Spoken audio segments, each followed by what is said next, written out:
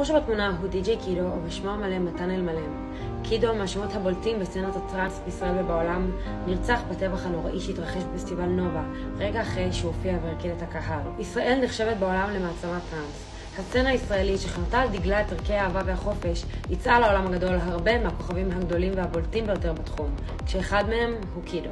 הוא נולד בדימונה, וכבר מגיל צעיר ידע שמוזיקה היא הייעוד שלו. משפחתו מספרת שהוא החל לנגן כבר בגיל 10, והיה המפיק של מסיבות הכיתה. לאחר הצבא הוא עבר לתל אביב כדי לפתח את הקריירה שלו, ושם הוא נסק לתהילה. הוא הופיע בפסטיבלים הגדולים בעולם, מאירופה ועד הודו ויפן, הפיק אירועי ענק וניהל את רחבת הטרנס במועדון הפורום בבאר שבע.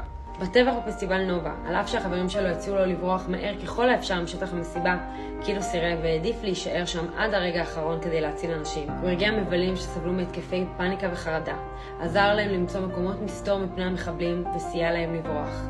לבסוף ידם של המחבלים השיגה אותו, וגם הוא נרצח במתקפה המתועבת. קידו נחשב נעדר במשך 6 ימים עד שגופתו נמצאה. חבריו נשבעו להנציח אותו במסיבה גדולה, כדי להבטיח שהעולם לא ישכח מי היה קידו, אומן בנשמה ואדם של חסד. יהי זכרו ברוך.